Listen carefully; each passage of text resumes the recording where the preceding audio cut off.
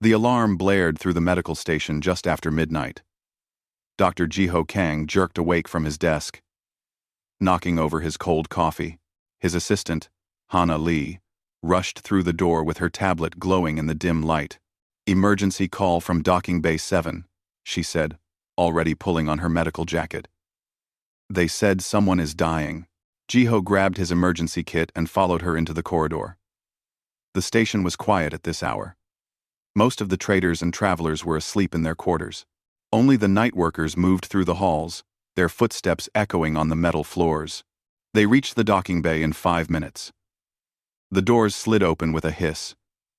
The bay was empty, except for one sealed cargo container in the corner. The smell hit them first. It was terrible, like rotting meat mixed with waste and infection. "What is that?" Hana covered her nose with her sleeve. A security officer stood near the container. His face looked pale and sick. "We got an anonymous tip," he said. "Someone said there was something alive in there. Been sealed for days." Jiho approached the container. He could hear breathing inside. Wet, struggling breaths. "Open it," he ordered. The security officer hesitated. "Sir, we don't know what's in there. Could be dangerous." "Open it now," Jiho said firmly. The locks released with a series of clicks. The door swung open. The smell became worse. Jiho forced himself to look inside. A massive creature lay in its own filth. It looked like a giant cat, but wrong. Its fur was crystalline, catching the bay lights and throwing rainbow colors across the walls. Glowing markings covered its body, pulsing weakly like dying stars. The creature was easily 400 kilograms, taking up most of the container. Blood pooled beneath it. Deep wounds covered its sides, burned into the flesh by some kind of energy weapon. Its ribs showed through matted fur. One eye was swollen shut. The other watched them with an expression that looked too aware, too intelligent. "Oh my God," Hana whispered. She moved forward, her medical training overcoming her shock. "Jiho, it's dying." The creature made a sound. Not quite a growl, not quite a whimper. Something that spoke of pain beyond words. Jiho knelt beside the container, keeping his distance but studying the wounds.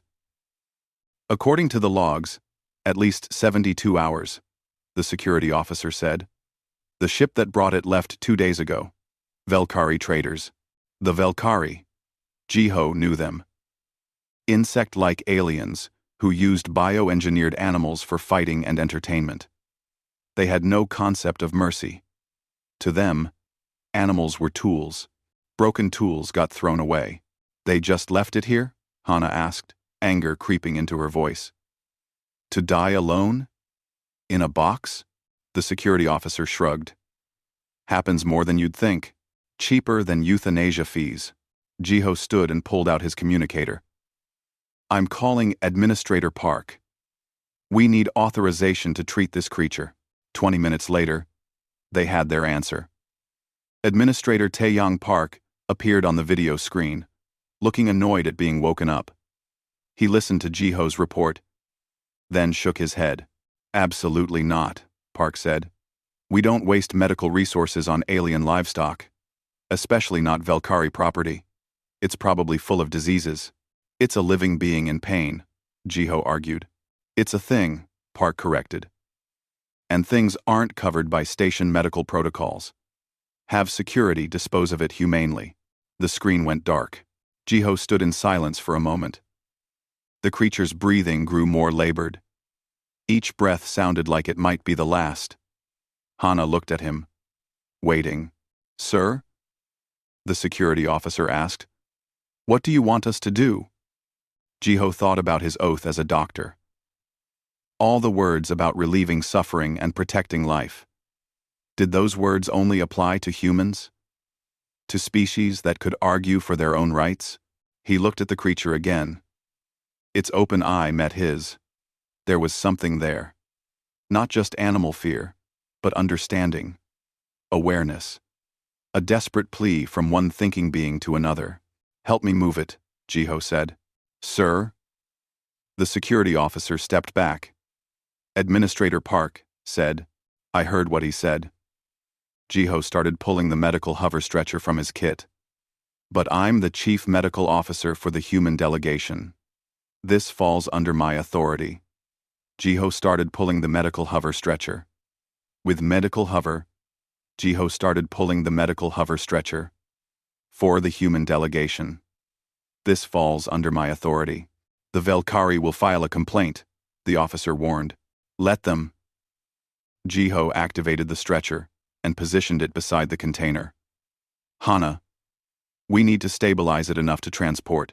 Hana grinned and opened her medical kit. Already on it. They worked quickly. Hana injected broad-spectrum antibiotics, hoping the creature's biology was close enough to mammalian for them to work. Jiho wrapped the worst wounds in emergency bandages, trying to stop the bleeding. The creature watched them, but didn't fight. It seemed to understand they were trying to help. Getting it onto the stretcher took all their strength and some help from the reluctant security officer. The creature weighed as much as 3 adult humans. Its body temperature was higher than expected, fever burning through it. As they activated the hover function, the creature made another sound. This one was different. Softer. Almost like gratitude, they pulled the stretcher through the corridors of the station. Other beings stopped to stare. Some looked disgusted. Others seemed curious. A few Velkari merchants clicked their mandibles in what might have been anger or amusement. One alien, a tall reptilian trader, stepped in their path. You humans are strange, it said, wasting effort on a broken tool. Tools don't feel pain, Hana said sharply, pushing past. They reached the human medical bay as the creature's breathing became more desperate. Shallow gasps that barely moved its chest. Time was running out. Jiho burst through the doors and pointed to the emergency surgery room. In there. Quickly. Jiho burst through the doors. Quickly. They transferred the creature to the surgical table. The table groaned under the weight. Jiho started cutting away the matted fur around the wounds, while Hana set up monitoring equipment, adapting it to the creature's unusual physiology. Heart rate is erratic, Hana called out. I'm reading 3 separate chambers. Temperature is 41 degrees Celsius. And climbing.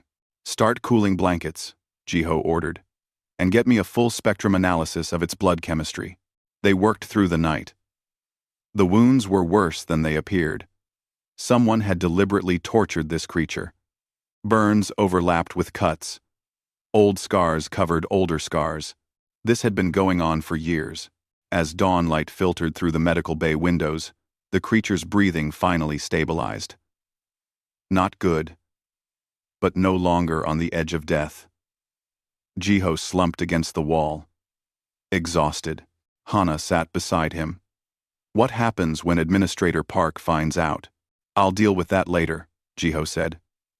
He looked at the creature, now resting under clean blankets with IV lines running into its foreleg. First, we keep it alive. The creature's glowing markings pulsed a little stronger.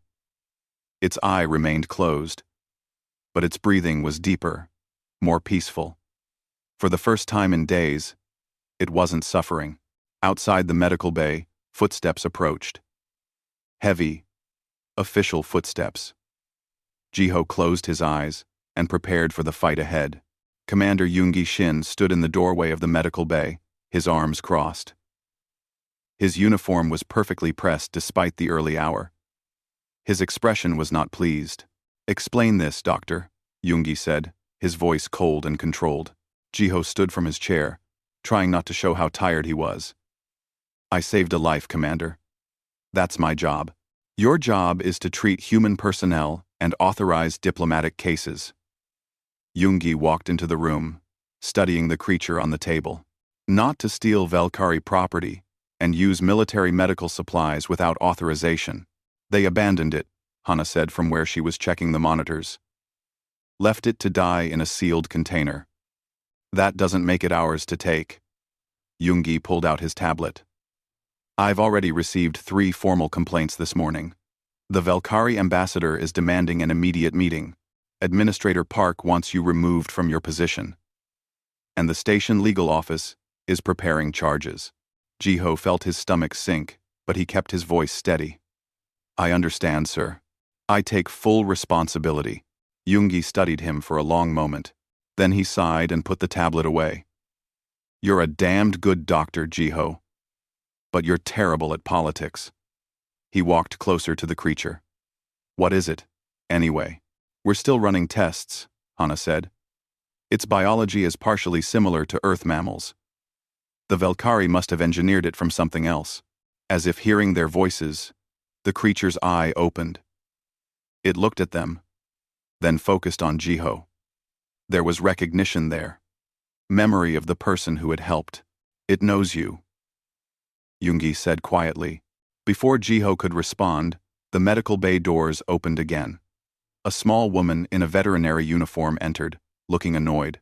Minji Choi was the station's only vet, and she normally dealt with pets and service animals brought by human traders. Someone better tell me why I was called out of bed, Minji said. Then she saw the creature, and stopped. What in the world is that? We were hoping you could tell us, Jiho said. Minji approached slowly, her professional instincts taking over. She studied the creature from a safe distance, noting the crystalline fur, the glowing markings, the way its breathing moved 3 separate lung chambers. I've never seen anything like this, she admitted. But those wounds. Someone did this deliberately. These are punishment marks. Pain compliance training. Can you help us treat it? Hana asked. Minji shook her head. I work with earth animals. This thing is completely alien. I wouldn't even know where to start. She pulled out her scanner anyway. But I can run some comparative analyses. They spent the next hour gathering data. The creature's DNA was a mess of different species, all stitched together by Velkari genetic engineering. Its nervous system was incredibly complex. Its brain showed activity patterns that reminded Jiho of higher primates. This is wrong, Minji said, staring at the neural scans.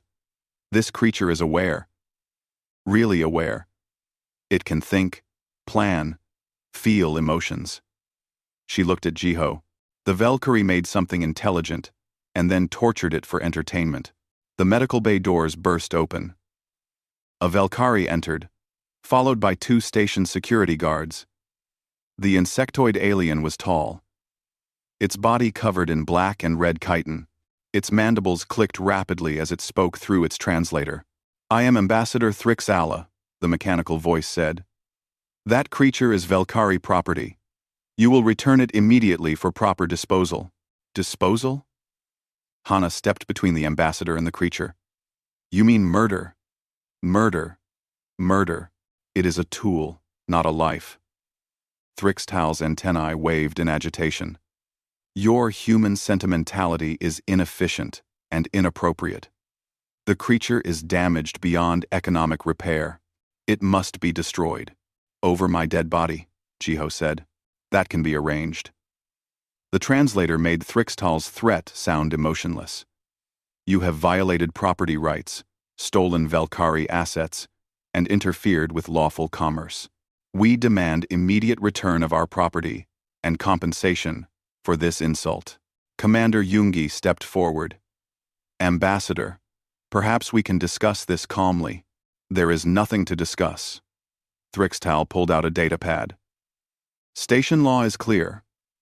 Property claims supersede rescue protocols. The creature will be returned, euthanized, and the human doctor will face charges. Jiho felt his hands clench into fists. Every instinct told him to fight, to physically throw the ambassador out of his medical bay. But that would only make things worse. The creature made a sound, a low, rumbling growl that vibrated through the room. It was watching Thrixtal with its one good eye.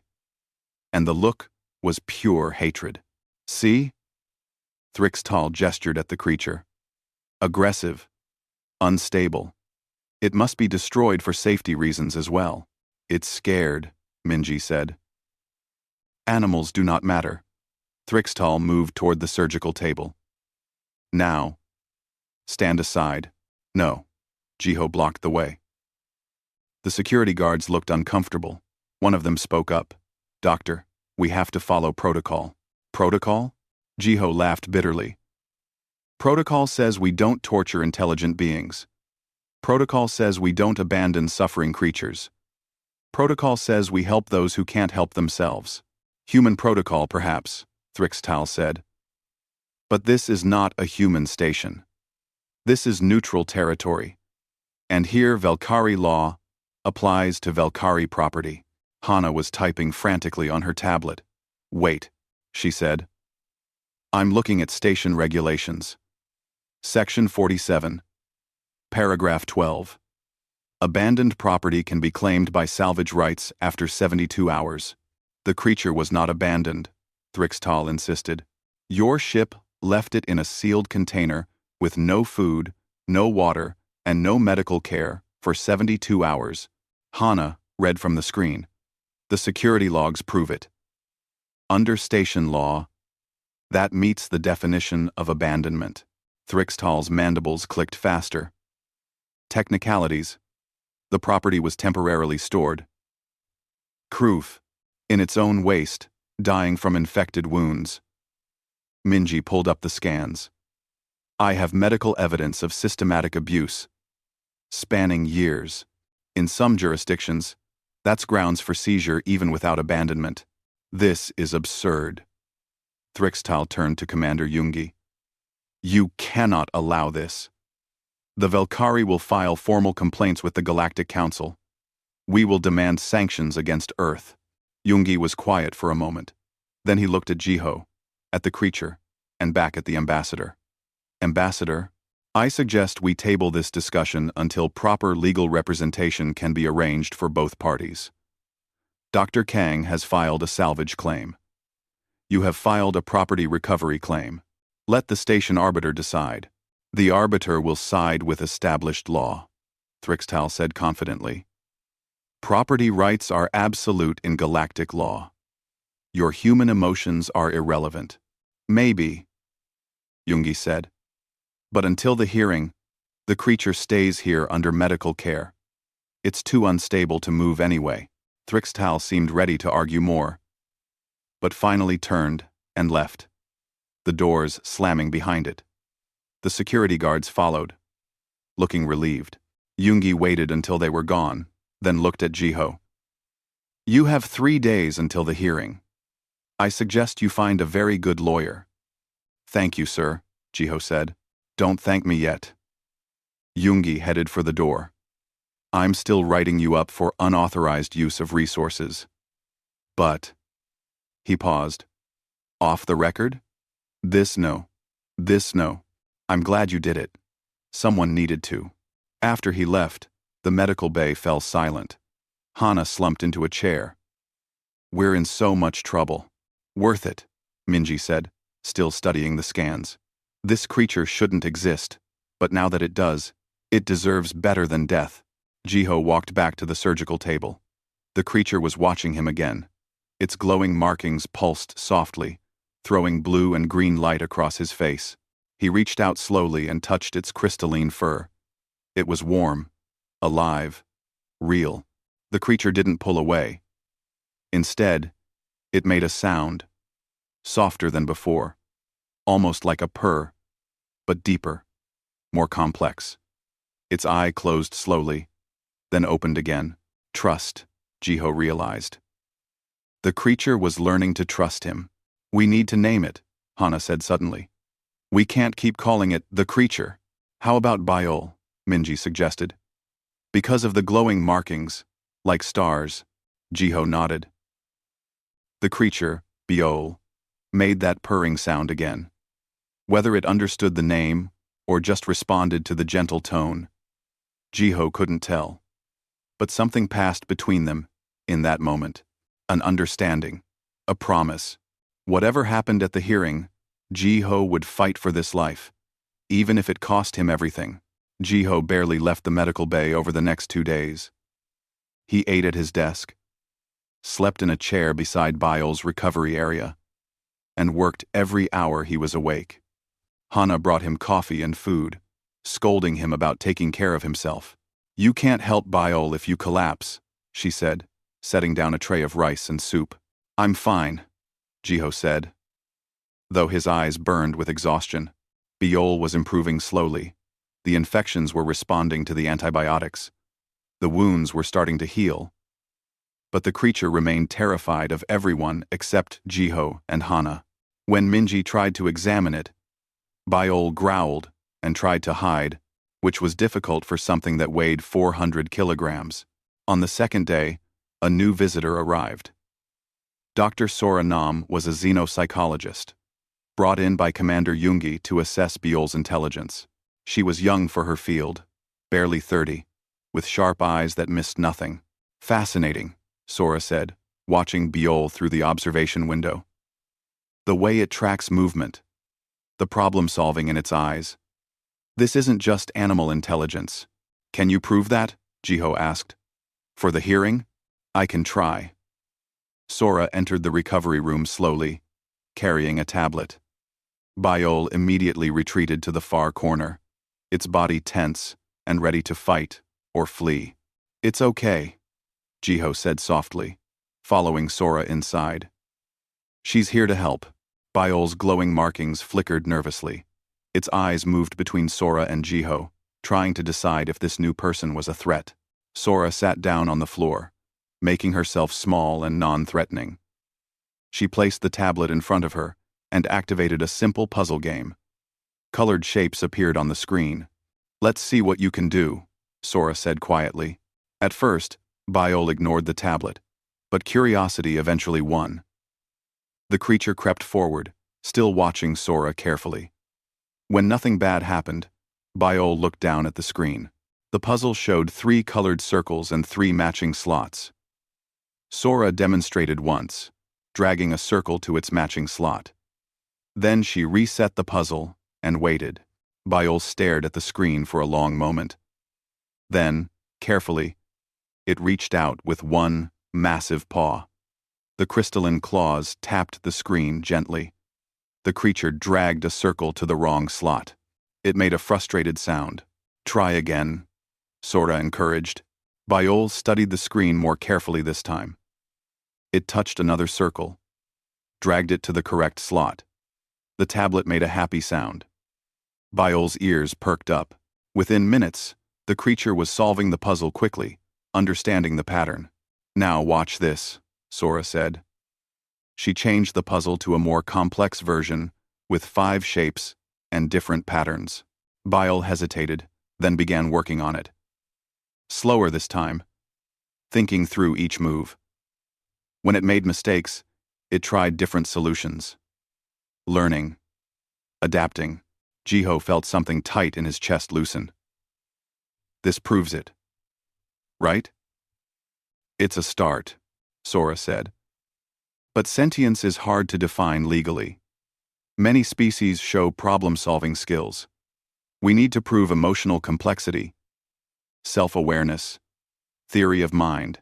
Over the next hours, Sora ran more tests. She showed Biol pictures of faces and monitored how the creature responded to different emotions. She set up mirror tests to see if Biol recognized itself. She created social scenarios to test if Biol understood that other beings had their own thoughts and feelings. Biol passed every test. Not perfectly, but well enough to show clear intelligence and emotional depth. This creature has the cognitive abilities of a human child, Sora said, reviewing the data. Maybe 7 or 8 years old. It understands cause and effect, can plan ahead, shows empathy, and definitely experiences complex emotions like fear, hope, and joy. Can you testify to that at the hearing? Hana asked. Yes. Sora looked sad. But I don't know if it will matter. Galactic law doesn't recognize intelligence unless a species can build spaceships. By their standards, even Earth dolphins and elephants aren't legally sentient. That evening, another visitor arrived. Jinwoo Bei was a human engineer who worked in the station's maintenance section. He carried a large bag of tools and equipment. Commander Yoongi sent me, Jinwoo said. He thought you might need some help adapting your equipment for a patient this size. That's very kind, Jiho said, genuinely grateful. The surgical table is barely holding up. Jinwoo got to work, reinforcing the table and building a larger recovery area for Biol. As he worked, he talked to the creature in a friendly, casual way. You're a big one, aren't you? Must be hard finding furniture that fits. I know the feeling. I'm tall for a human, always hitting my head on doorways. To everyone's surprise, Biol seemed to relax around Jinwoo. The creature watched him work, with interest, rather than fear. Animals know when someone means them no harm, Jinwoo said, tightening a bolt. My family had dogs when I was growing up. They always knew who to trust. That night, Jiho finally allowed himself to sleep for more than a few hours. He lay down on the cot that Hana had set up in the corner of the medical bay. Within minutes, he was deeply asleep. He woke to the sound of alarms. His eyes snapped open. The medical bay doors were being forced open. A Velkari stood in the doorway. Not Ambassador Thrixtal, but someone else. Larger, with scars across its chitin. This was Zixroth, Biol's former trainer, according to the name that appeared on Jiho's security alert. That creature belongs to me, Zixroth said through its translator. I trained it. I disciplined it. It is mine. Zixroth. Zixroth. I really reckon. Zixroth. Jiho stood up, placing himself between Zixroth and Biol. You tortured it. There's a difference. Discipline is not torture. It looked like a collar with strange technology built into it. This is a neural pain inducer. Standard training equipment. The creature understands pain. Pain teaches obedience. The stored forces, 100 stands of hen, behind Jiho. Biol made a sound of pure terror. The creature had seen that collar before, knew what it meant. You're not putting that thing on Biol, Jiho said firmly. I have authorization from the ambassador. Zixroth moved forward. Stand aside or be moved. Security. Jiho shouted, hoping someone was monitoring the cameras. Zixroth lunged forward faster than Jiho expected. The alien grabbed him and threw him aside. Jiho hit the wall hard, feeling something crack in his ribs. Pain exploded through his chest. Through blurry vision, Jiho saw Zixroth approaching Biol with the collar. The creature was trapped in the corner, panicking. Its wounds were starting to reopen from the stress. No, Jiho gasped, trying to stand. Zixroth activated the collar. Even without touching Biol, the device sent out a pulse. Biol screamed. It was a horrible sound, filled with pain and terror and despair. Something in Jiho broke. He forced himself up, ignoring the pain in his ribs, and threw himself at Zixroth. He grabbed the collar and tried to pull it away. The device activated in his hands, sending pain like lightning through his nerves. Jiho fell, his body convulsing. The world was turning gray. Through the pain, he heard doors opening, voices shouting. Security was here, but too late. Then everything went quiet. The pain stopped. Jiho managed to open his eyes. Biol stood over him, protecting his unconscious form.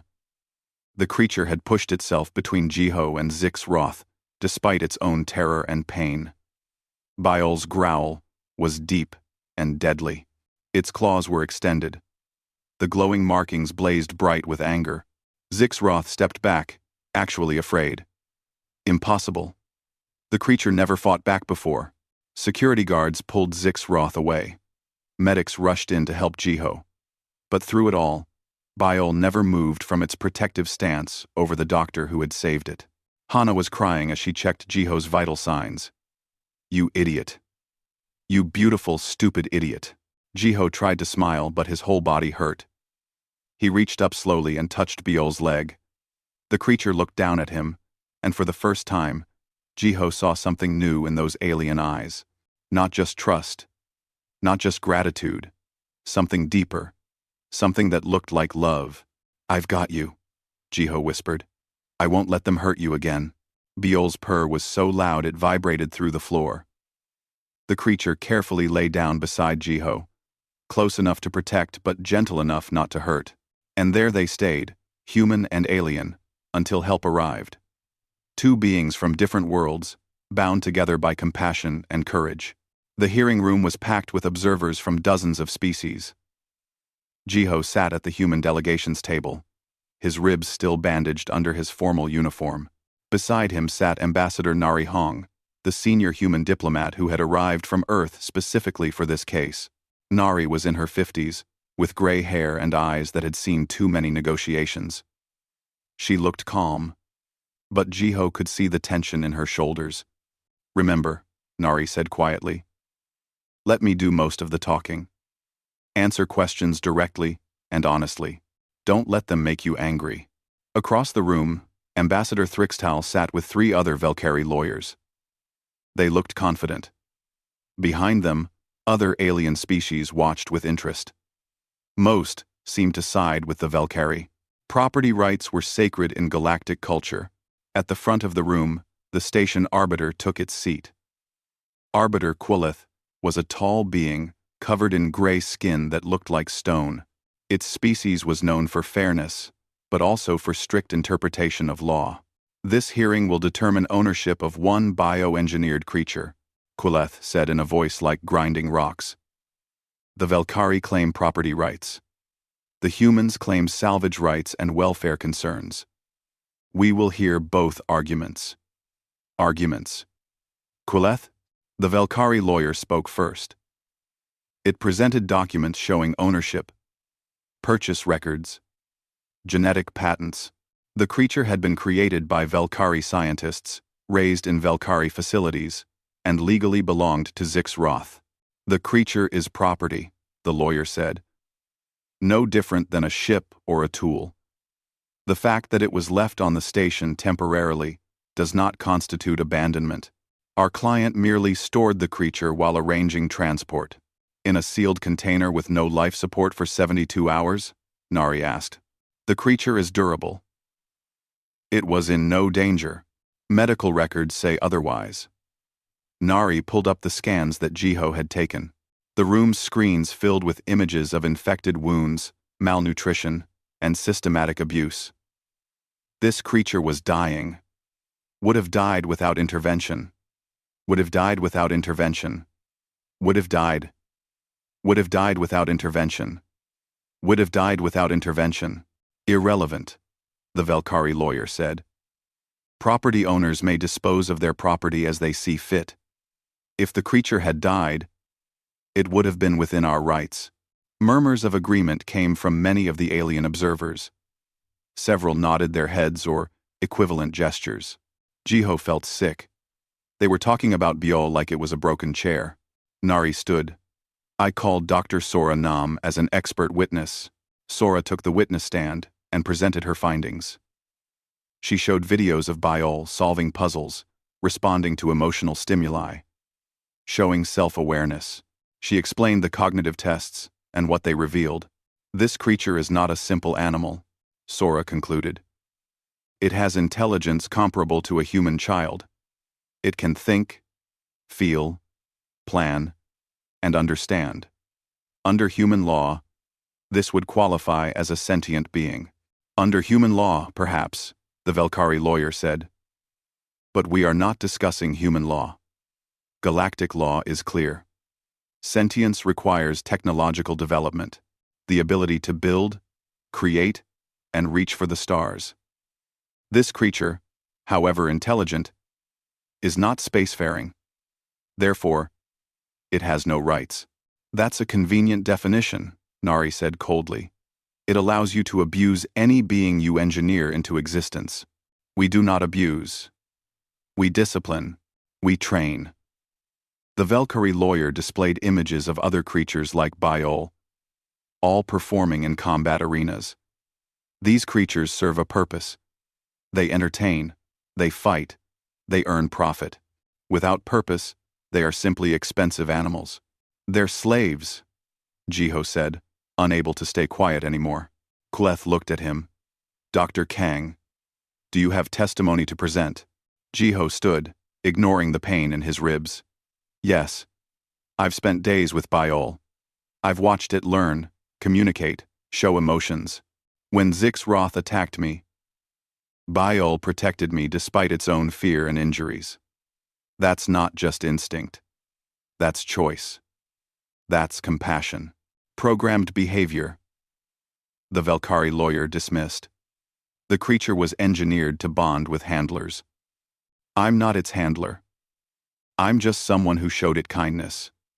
Jiho looked around the room at all the different species. How many of you have pets? Animals? You care for? You feed them, protect them, give them comfortable lives. Why? Because they're useful? Or because you feel something for them? Several aliens shifted uncomfortably. Now imagine you engineered those pets to be smarter, Jiho continued. Smart enough to understand when you hurt them. Smart enough to feel despair when you abandon them. Smart enough to hope for rescue. Would they still be just property? Or would you have created something more? Something you have a responsibility to? Emotional arguments, the Velkari lawyer said. Humans are known for irrational sentimentality. This is why you make poor traders. You let feelings cloud logic. Maybe, Nari said, standing beside Jiho. Or maybe we understand something you don't. There's a difference between strength and cruelty. Between efficiency and compassion. Yes, we feel for other beings. We call that empathy. And we believe it makes us stronger, not weaker. She pulled up another file. I've brought testimony from Dr. Dehan Cha, a xenobiologist who has studied Velkari genetic engineering. Dr. Cha? A hologram of a human man appeared. Dehan was elderly, with white hair and tired eyes. He had clearly seen too much in his career. The Velkari's genetic modifications are masterful, Dehan said. But they have a dark side. They engineered these creatures to feel pain more intensely. It makes them easier to train through punishment. They also shortened the creatures' natural lifespans. A being like Biol should live 60 years. The Velkari modifications limit them to 20. Efficiency, the Velkari lawyer said. Shorter lifespans mean lower long-term costs. You bred suffering into them, Dehan said, his voice heavy with disgust. You made them smart enough to understand their pain, and you made that pain worse. That's not efficiency. That's torture. The room fell silent. Even some of the aliens who had been nodding along with the Velkari looked uncomfortable now. Queleth leaned forward. This is a troubling claim. Velkari representative, do you deny these allegations? We deny nothing, the lawyer said. Our engineering serves our purposes. If other species disapprove, they are free to not purchase our products. But they cannot steal our property. We didn't steal anything, Nari said. We rescued an abandoned being. Station Law Section 47.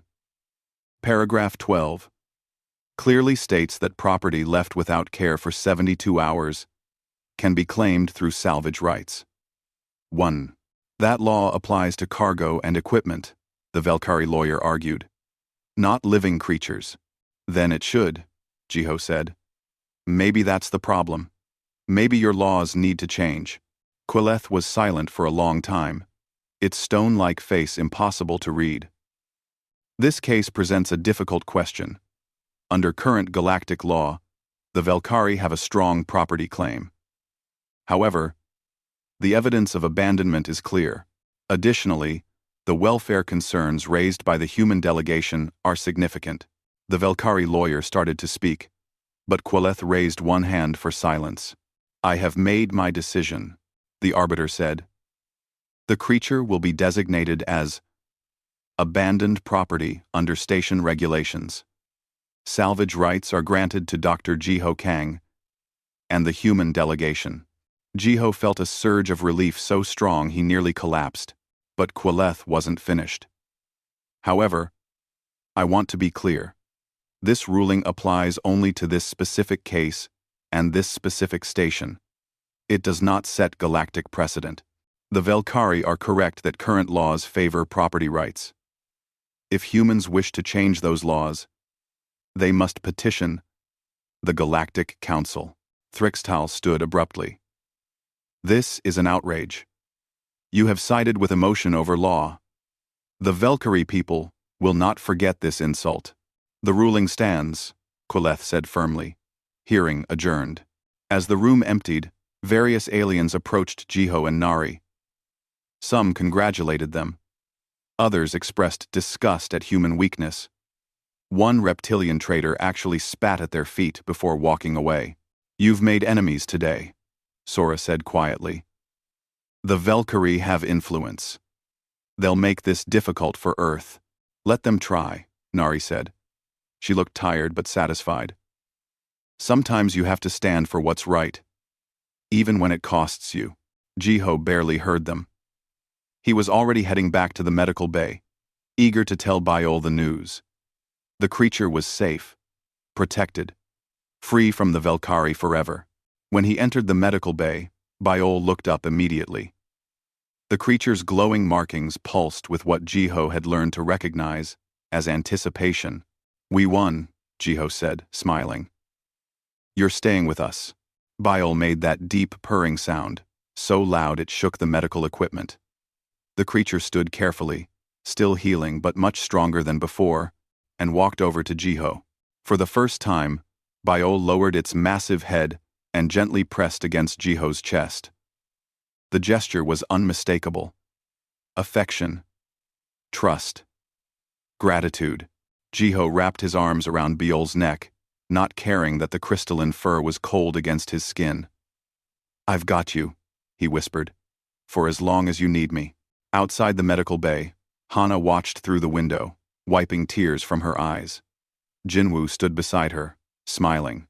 Think this will change anything? Jinwoo asked. In the galaxy? I mean, maybe, Hana said. One life at a time. 3 months had passed since the hearing. The medical bay had become Biol's home, though Jiho was working on building a proper habitat.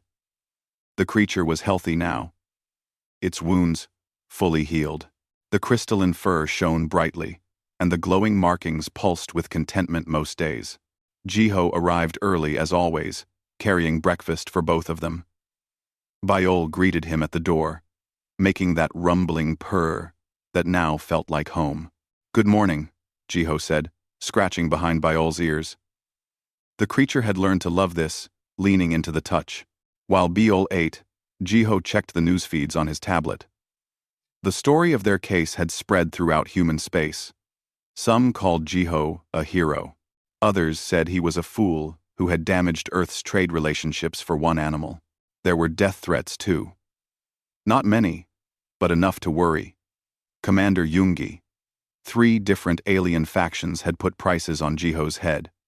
The Velkari had filed formal complaints with the Galactic Council. But there were also messages of support. Hundreds of them, thousands. Humans from across the colonies were inspired by the story. Some had started their own animal welfare movements. Others were questioning what humanity's role should be in a galaxy that seemed to value profit over compassion. A knock on the door interrupted his reading. Hana entered, followed by several strangers in medical uniforms. Jiho, these are the doctors I told you about, Hana said excitedly. Dr. Unji Park from the Titan colony, Dr. Minho Kim from Mars Station, and Dr. Yoonji Han from the Europa Research Base. The 3 doctors all bowed slightly in greeting. They looked at Biol with a mixture of awe and professional interest. We heard what you did, Yoonji said. She was young, maybe Hana's age, with bright eyes full of determination. We want to help. There are more creatures like Biol out there, abandoned, abused, suffering. Someone needs to help them. There are dozens just in this sector, Minho added. He was older, with scars on his hands from years of veterinary work. Bioengineered animals that nobody wants anymore. The Velkari aren't the only species that does this. The Krelthi use modified creatures for mining. The Voxtar breed them for food. Most die when they're no longer useful. We could save them, Youngji said quietly. She was the oldest of the three, with gray in her hair. If we had a facility, resources, permission, Jiho looked at Biol, who was watching the strangers carefully but not with fear. The creature had learned that most humans meant no harm. You want to start a rescue center, Jiho said. We want to start a movement, Unji corrected. Show the galaxy that humans value all life, that we're willing to fight for those who can't fight for themselves. Before Jiho could respond, another visitor arrived. Ambassador Nari Hong entered with Commander Yoongi. Both looked serious. We need to talk, Nari said. They moved to Jiho's office, leaving the other doctors with Biol. Hana stayed behind, already discussing logistics with the new arrivals. In the office, Nari pulled up a star map. The story of Biol has reached the Galactic Council. As expected, the Velkari are pushing for sanctions against Earth. They want restrictions on human trade, limitations on our expansion. I'm sorry, Jiho said. I didn't mean to cause problems for humanity. Don't apologize, Yoongi said firmly. You did the right thing. The question is, what we do next. Nari highlighted several systems on the map. Here's the interesting part. 12 other species have contacted Earth's diplomatic corps. Not to complain, but to ask for help. Help with what? Jiho asked. With their own abandoned creatures, Nari said. Turns out we're not the only ones uncomfortable with how the Velkari and others treat bioengineered life. These species have genetic modification programs too. And they've been quietly struggling with what to do about animals they no longer need. She zoomed in on one system. The Helion Federation has 50 creatures similar to Biol in cold storage. They don't want to kill them, but they don't know how to care for them either. They're asking if Earth would be willing to take them. 50? Jiho felt overwhelmed. I can barely handle one. You won't be alone, Yoongi said. The Earth Council has approved funding for an interspecies rescue and rehabilitation program. They want you to lead it. 1. End quote. 1 quote. 1 quote. Jiho stared at them. Me? I'm just a field medic. You're the person who saved Biol when everyone else said it was impossible, Nari said. You're the person who stood up to the Velkari. People trust you. Other species are starting to trust you. What about my military position? You'd be reassigned, Yoongi said. Full diplomatic status, research budget, staff, facilities, the works. Earth is serious about this, Jiho. They see it as a way to distinguish humanity in the galactic community. While others exploit bioengineered life, we protect it. Jiho walked to the window overlooking the station. Below, he could see ships coming and going, aliens of dozens of species going about their business, most of them completely indifferent to suffering happening in their cargo holds. There's something else, Nari said. Biol's story has inspired some humans to look at our own practices differently. Animal welfare laws on Earth are being revised. Factory farming is being questioned. Some colonies are even reconsidering how we treat non-human intelligence. All because you refuse to let one creature die, Yoongi added. Jiho thought about it. The work would be enormous. Dangerous, even. There would be more threats, more political battles, more beings like Thrixtal who hated what he represented. But there would also be more beings like Biol, suffering in silence, waiting for someone to care. I'll do it, Jiho said. But I need a good team. Hana, obviously. Those 3 doctors who just arrived. Minji, Sora, Jinwoo. Anyone willing to help. You'll have whoever you need, Nari promised. Earth is committed to this. Over the next weeks, things moved quickly. An entire section of the station was converted into a rescue facility. More doctors and specialists arrived. Equipment was shipped in from Earth. The first rescue missions were planned. Biol watched it all with what Jiho had learned to recognize as curiosity. The creature seemed to understand that something important was happening. One evening, Jiho took Biol to the new habitat that Jinwoo had finished building. It was huge, with climbing structures, soft resting areas, and even a pool of water. Biol explored everything, making happy sounds. "Do you like it?" Jiho asked. Biol turned and walked back to him, pressing its head against his chest again. Hana joined them, carrying a tablet. "The first rescue ship arrives tomorrow. 3 creatures from the Helion Federation. 2 are similar to Biol. 1 is something else entirely. We're not sure what. We'll figure it out," Jiho said. "You know this is going to get harder, right?" Hana said. "More creatures, more species, more complications. Not all of them will survive. Some might be too damaged, too sick, too traumatized." "I know," Jiho scratched Biol's ears absently. "But we have to try." The next day, the rescue ship arrived. Jiho and his team met it at the docking bay. The 3 creatures were in medical transport pods, unconscious for the journey. The first was similar to Biol but smaller, with silver fur instead of crystalline. The second was larger, with darker coloring and scars everywhere. The third was something Jiho had never seen before, a mix of features from multiple species. "Let's get them to medical," Jiho said. Carefully. They worked through the night. Just like that first night with Biol. But this time, Jiho wasn't alone. He had a team. And they had experience. Biol stayed in the medical bay, watching from a safe distance. When the silver-furred creature woke up and panicked, Biol made a soft sound. A calming sound. The smaller creature looked at Biol and seemed to relax slightly. "Biol is helping," Sora observed. "Teaching the others that humans can be trusted." "A therapy animal," Minji said. "That's brilliant." Over the following months, the facility grew. More creatures arrived. Some recovered quickly. Others needed longer. A few didn't survive despite their best efforts, and those losses hit the team hard. But there were victories too. The silver-furred creature, named Hanul by Hana, learned to play. The large dark one, called Gangsan by Minho, started trusting humans enough to accept medical care without sedation. Even the strange mixed-species creature, whom Youngji named Haru, began showing signs of joy. News of the rescue center spread. More species came forward with abandoned creatures. Some offered funding. A few even changed their own laws about bioengineered life. The Velkari, predictably, continued to complain. But their influence was weakening. Other species were watching what humans were doing and asking themselves uncomfortable questions about their own practices. 6 months after saving Biol, Jiho stood in the observation area overlooking the main habitat.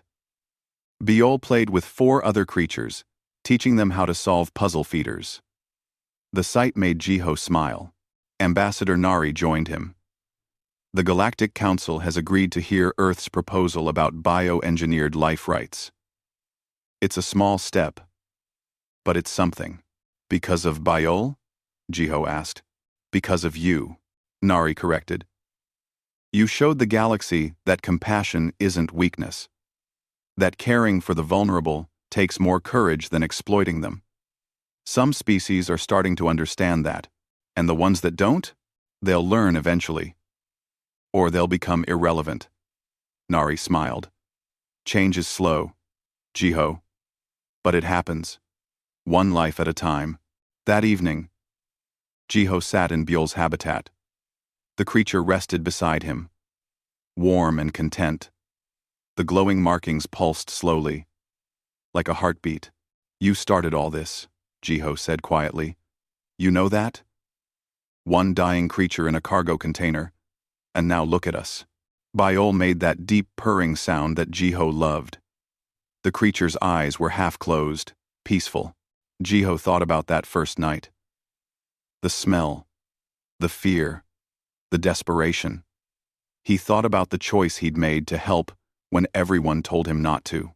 He thought about all the beings they'd saved since then, and all the ones still waiting. It wasn't enough. It would never be enough.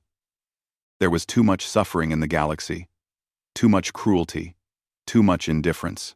But it was something. It was a start. Biol shifted closer, resting its head on Jiho's lap. The weight was comforting, real, a reminder that every individual life mattered. Outside the habitat, Hana was preparing for the next rescue mission. Minho was training new staff. Youngji was reviewing applications from other doctors who wanted to join the program. The work continued, and in the center of it all was Biol, the creature that had changed everything simply by surviving, by trusting, by showing that the bond between beings could cross any gap, even the vast distance between species. Jiho closed his eyes and felt Biol's breathing, steady and strong. They'd come a long way from that cargo container. They had a long way still to go. But they'd face it together, human and alien, doctor and patient, friend and friend, one life at a time, until the galaxy learned what compassion truly meant.